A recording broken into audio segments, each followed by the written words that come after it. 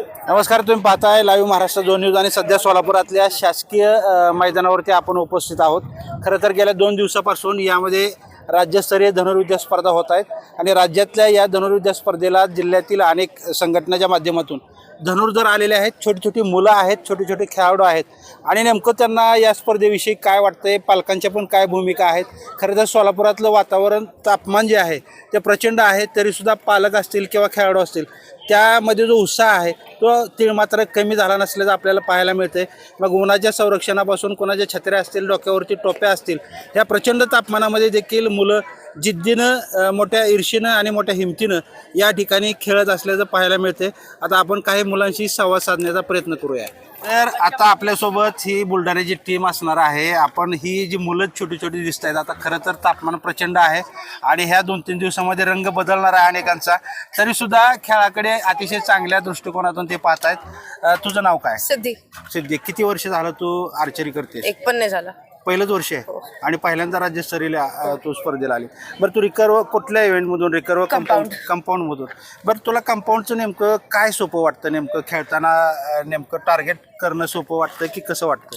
Compound एक खूप चांगला इव्हेंट आहे. त्याच्यात तुम्ही तुमचा एम ॲक्युरेट असतो आणि त्याच्यात मॅन्युअल वर्क नसतं जास्त. बरं, सुरुवात डायरेक्ट कंपाऊंडवरनं केली की इंडियन राऊंड पासून केली? मी पहिले इंडियनची प्रॅक्टिस करायची, पण मग मी कंपाऊंडवर शिफ्ट झाली. इंडियनवरून कंपाऊंडकडे शिफ्ट होण्याचं काय? इंडियन थोडंसं टेक्निकली किंवा थोडासा ॲरोच्यामुळं की हे थोडं त्रासदायक वाटतं का इंडियन खेळायला? नाही, सगळे चांगलेच. बरं, तू प्रॅक्टिस किती तास करते आता?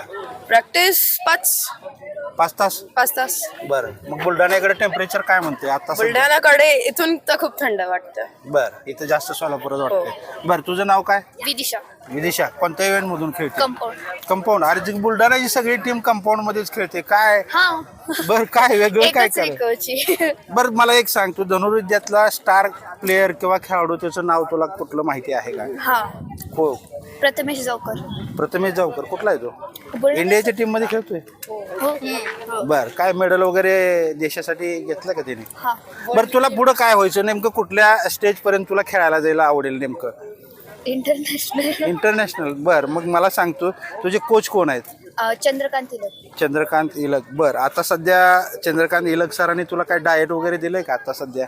नाही. एक्सरसाइज काय करून घेतायत का? काय काय करून घेतात? म्हणजे स्ट्रेचिंग, रनिंग. बरं, आता ही तुझी पहिली स्पर्धा आहे की कसं नेमकं दुसरी तिसरी स्पर्धा? आर्चरी कधी सुरू केली? मला आता 3रं वर्ष चालू आहे आणि 6वी-7वी मॅच होती. बरं, मग याच्या अगोदर किती स्पर्धा खेळली तू? 6-7 खेळले असते. मेडल्स घेतलं का? बरं, मग आता अभ्यास आणि प्रॅक्टिस त्याचं मॅनेजमेंट कसं करते तू? म्हणजे शाळा असते, शाळेनंतर ग्राउंडवर जाते, मग ग्राउंडवरून घरी आल्यावर जेवण करून अभ्यास करते. बरं, आणि मग ते प्रॅक्टिस आणि अभ्यास दोन्ही. तुझं काय नाव? उमेक. बरं, काय उमेक सध्या काय सोलापुरातल्या स्पर्धेत काय मेडल वगैरे घेतलं का नाही? नाही, सध्या नॅशनल साठी सिलेक्ट झालोय अंडर 15 मध्ये. बरं, कंपाऊंड मधून किती स्कोर मारला तू? 350. हायेस्ट काय ह्या ग्राउंडचा आत्ताचा? हायेस्ट तू फर्स्ट आहे? नाही, हायेस्ट 355 आहे. 355 आउट ऑफ 360. काय खाऊन येता तुम्ही नेमकं? आता हे राज्यातला स्कोर वेगळा व्हायला लागलाय, काय नेमकं काय कशा पद्धतीने प्रॅक्टिस करताय? प्रॅक्टिस म्हणजे मन लावून प्रॅक्टिस केली की होऊन जाते. फील्डवरती आल्यानंतर शूटिंग करताना काय मनात भीती वगैरे वाटली का? थोडी नर्वसमेंट वाटलं. वय काय तुझं? माझं 12 वर्ष. 12 वर्ष. आतापासून नर्वस जाणवायला लागलं, मेंटेन होतंय म्हणायचं. तुझं काय नाव आहे? देवांश शेवाळे. काय करतोयस तू सध्या? आता कितवीला आहे? मी 6वीला. 6वीला. बरं, कुठल्या कंपाऊंड मधून खेळतोय की रिकर्व? कंपाऊंड. सगळी कंपाऊंड. बुलढाणा काय पार्सल मोठं आलं की काय कंपाऊंडचं? पहिला आहे. बरं, पहिला आहे. स्पर्धा पहिली आहे की दुसरी? काय 6-7 स्पर्धा खेळतोय. 6-7. कितवीपासून खेळतोय तो? मला जस्ट मागच्या महिन्यात 1 वर्ष पूर्ण झालं. 1 वर्ष. आणि हे एका वर्षात 6-7 कॉम्पिटिशन. हो. आतापर्यंतचा बेस्ट स्कोर काय तुझा? माझा 359. 359. आणि ग्राउंडला की कॉम्पिटिशनला? ग्राउंडला. आणि स्पर्धेत आज मारलाय किती? 355. 355. तूच फर्स्ट आहे का? हो. बरं, मग ग्राउंडला 359 आणि आत्ताच फील्डमध्ये कॉम्पिटिशनला 355, काय 4 पॉईंट मायनस व्हायचं कारण काय? मनात काही एखाद्या वेळेस भीती राहते, पण इकडचं परिसर इतकं चांगलं असल्यामुळे मला त्याची काही म्हणजे वाटलं नाही की काही प्रेशर वगैरे. पण शेवटी ते म्हणतात की माणसाकडूनच चूक होती, तर त्याच्यावरती मी काम करण्याचा प्रयत्न करतो. आता आणखी काय काम करणार? 355 आउट ऑफ 360 का आउट ऑफ 360 मारायचा डायरेक्ट? स्वतःच्या मनाला शांत करेल. बरं, मला एक सांगतो, आता पॅरेंट्सनी एवढा मोठा खर्च केला आहे, आउटफिट तो द्यायचा प्रयत्न करतोय, पुढं काय व्हायचं नेमकं? ऑलिम्पिक. तर ही सगळी छोटी छोटी मुलं आहेत, सोलापुरातल्या या राज्यस्तरीय धनुर्विद्या स्पर्धामध्ये सहभागी झालेली आहेत आणि ही सगळी बुलढाण्याची टीम आहे. खरं तर बुलढाणाची टीम जी आहे, ते बुलढाणाची जी टीम आहे ना सध्या, ती सध्या खास करून चंद्रकांत निलक म्हणून जे इंटरनॅशनल कोच आहेत, त्यांच्या मार्गदर्शनाखाली रिकर्व आणि कंपाऊंड यामध्ये सध्या तरी राज्यामध्ये अव्वल असल्याचं आपल्याला पाहायला मिळते. इथल्या तरी स्पर्धेत त्यांनी आपलं आव्हान टिकवून ठेवलं आहे. ही जी छोटी छोटी मुलं आहेत, 10-12 वर्षाची आहेत, अतिशय स्वप्न मोठी बाळगलेली आहेत, ध्येयसुद्धा मोठं त्यांनी बाळगलेलं आहे आणि ऑलिम्पिकची स्वप्न पाहत आहेत. आणि त्याला कारण हे असं आहे की संघटना ज्या स्पर्धा वारंवार घेत चाललेल्या आहेत आणि आता जो स्पर्धामध्ये बदल होत गेलेला आहे की पूर्वी अंडर-9, 14, 17, 19 आणि सिनियर असं व्हायचं, पण आत्ता थोडंसं एज ग्रुपमध्ये बदल झाला आहे आणि त्यामुळं मुलांचा गॅप जो स्पर्धेमध्ये व्हायचा तो आता कमी झालेला आहे आणि त्यामुळे ही जी मुलं आहेत ती धनुर्विद्याच्या फ्लोमध्ये निश्चितपणानं राहतील आणि उद्या हे भारताचं भविष्य आहे, उद्या हे महाराष्ट्राचं भविष्य असणार आहे आणि निश्चितपणानं हे ऑलिम्पिकमध्ये खेळायला तयार होतीलच, यात शंका नाही. सर, स्वागत आहे आपलं लाईव्ह महाराष्ट्र झोन न्यूजमध्ये. सध्या सोलापुरातलं वातावरण एवढं प्रचंड गरम आहे आणि आता मी तुमच्या मुलाशी संवाद साधला, तो आत्ताच्या स्पर्धेमध्ये फर्स्ट आला आहे, काय भावना आहेत नेमक्या? फर्स्ट आणि सेकंड या पोझिशनपेक्षा मुलं दिवसेंदिवस कसे चांगले करतील हाच खरं म्हणजे यामागचा अट्टाहास असतो. माननीय चंद्रकांत निलक सर या सर्व मुलांवर खूप मेहनत घेतात. अतिशय सुंदर प्रकारे त्या अकॅडमीमध्ये त्यांचं प्रशिक्षण दिलं जातं. त्यामुळे हे कुठल्याही मोठ्या प्लॅटफॉर्मसाठी हे मुलं नेहमीच तयार असतील आणि तयार करण्यासाठी सर ज्या प्रकारे मेहनत घेतात त्यामुळे चांगल्या प्रकारे मेहनत परफॉर्म करतील असं प्रत्येकाला विश्वास असतो. या स्पर्धांच्या अनुषंगाने प्रत्येक वेळी काही ना काही ते नवीन शिकत असतात. प्रत्येक स्पर्धेमध्ये त्यांच्या शिकण्यामध्ये काही ना काही ग्रोथ होत असते, मानसिकतेमध्ये ग्रोथ होत असते. लहान मुलांकडनं या स्पर्धेमध्ये मेंटल मॅच्युरिटी ही खूप चांगल्या प्रकारची अपेक्षित असते, ती हळूहळू येते आणि हे खरं म्हणजे खूप चांगल्या प्रकारचं आयोजन आहे या ठिकाणी केलेलं, जेणेकरून या मुलांना इथे वाव भेटतो आणि या सगळ्या मुलांना स्वतःला सुधारण्यासाठी त्यांना खरं म्हणजे संधी भेटते. एक महत्त्वाचा मुद्दा आहे, आता खरं तर धनुर्विद्या हा तसा महागडा खेळ, तो पॅशन असं म्हणजे हे करून बनवून बघितलं जातं. काय नेमकं वाटतं एवढा मोठा आपण पैसा, आता सगळेच फर्स्ट सेकंड किंवा थर्ड रँकला राहणार नाहीत, आता क्राऊड एवढा वाढला आहे आर्चरीमध्ये आणि मग सगळ्याच पालकांचं समाधान होणं कदापि शक्य नाही, तरीसुद्धा मग एवढं हार्डवर्क या लहान वयात मोठी स्वप्न नेमकं काय कसं? कुठलाही खेळ असू द्या, याच्यामध्ये जो इनपुट्स असतात हा कधी पैशाचा असतो, कधी वेळेचा असतो, कधी मानसिकतेचा असतो. या धनुर्विद्या थोडासा महागडा जरी खेळ असला तरी बाकीचे जे खेळ आहेत तेवढे ते स्वस्त पण नाही आहेत. त्यामुळे याला खरं म्हणजे आपण त्याला किती महाग आहे किंवा किती स्वस्त आहे असं न बघता प्रत्येक जो पाल्य तुमचा त्या पाल्याचा काय कल आहे, त्याचा कसा प्रकारचा त्याचा परफॉर्मन्स आहे, कशा प्रकारे तो मेहनत घेतो या दृष्टीने त्याला पाहायला गेला पाहिजे.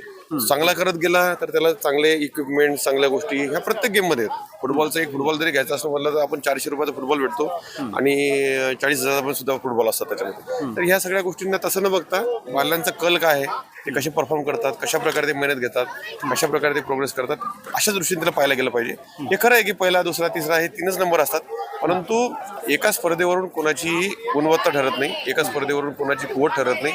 हे मुलं जर चांगले परफॉर्म करत गेले तर नक्कीच ते चांगल्या आणखी चांगल्या प्रकारे परफॉर्म करतील आणि ते इंग्लिशमध्ये एक म्हणे की there is always vacancy at the top.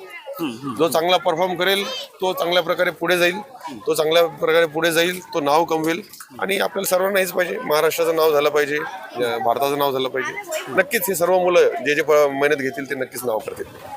तर डॉक्टरांनी एक महत्त्वाचा अतिशय मुद्दा या ठिकाणी सांगितलेला आहे की फर्स्ट सेकंड थर्ड हे न पाहता मुलं अगोदर खेळायला शिकली पाहिजे, स्पर्धेत उतरली पाहिजेत आणि निश्चितपणानं सरावानंतर ती सुद्धा एक चांगली खेळाडू बनतील यात शंका नाही. आणि सगळ्यांनी जे पालक असतील किंवा खेळाडू असतील यांनी महाराष्ट्रासाठी देशासाठी निश्चितपणानं आपला कस किंवा आपली मेहनत जी आहे ती पणाला लावली पाहिजे, तर निश्चितपणानं देशाचं नाव उज्ज्वल होईल.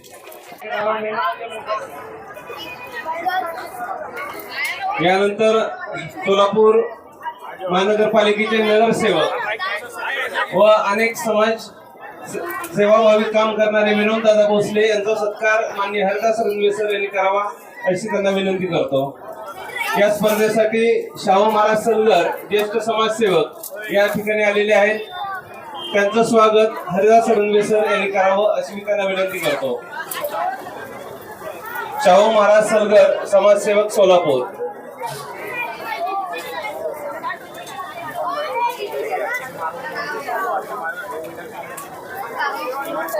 महाराष्ट्रातून उपस्थित झालेल्या सर्व खेळाडूंचं सकल मराठा समाज सोलापूर शहर व जिल्ह्याच्या वतीनं हार्दिक स्वागत करतो.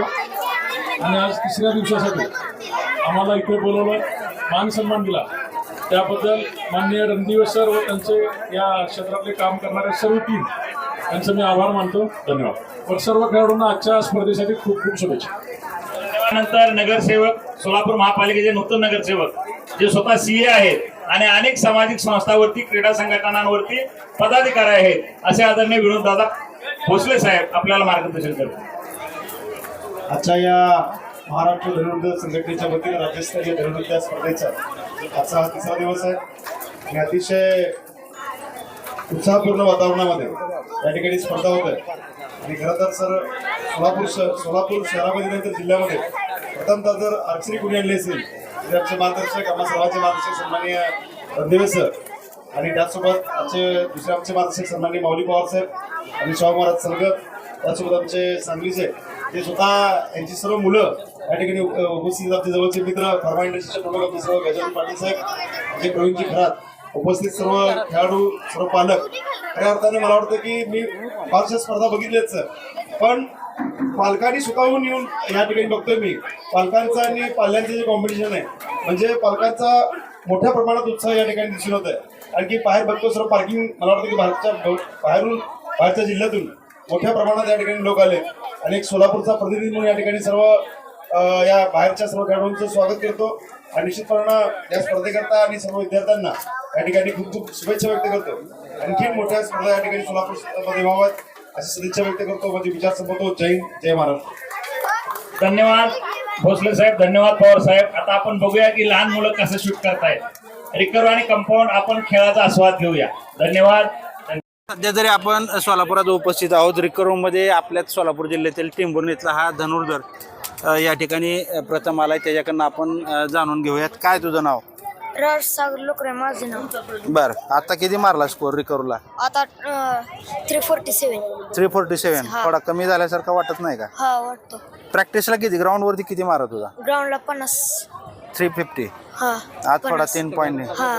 बरं, आता इथलं एवढं वातावरण आहे, थोडंसं उन्हाचा त्रास वगैरे झाला का तुला? नाही, सवय लागली. हा. किती तास प्रॅक्टिस करतो ग्राउंडवरती? ग्राउंडवर 2-3 तास प्रॅक्टिस करतो. बरं, आता सध्या तरी हा या ठिकाणी रिकर्व राऊंडमध्ये फर्स्ट आलेला आहे. आणि किती वर्ष झालं तू प्रॅक्टिस करतोय? 6-7 वर्ष. 6-7 वर्ष. 6-7. सुरुवातीला काय इंडियन राऊंडवरती सुरुवात केली का? हा, इंडियन राऊंड वरती. सध्या आता रिकर्व. इंडियन. आता रिकर्वरती खेळतोय ना? हा, रिकर्व.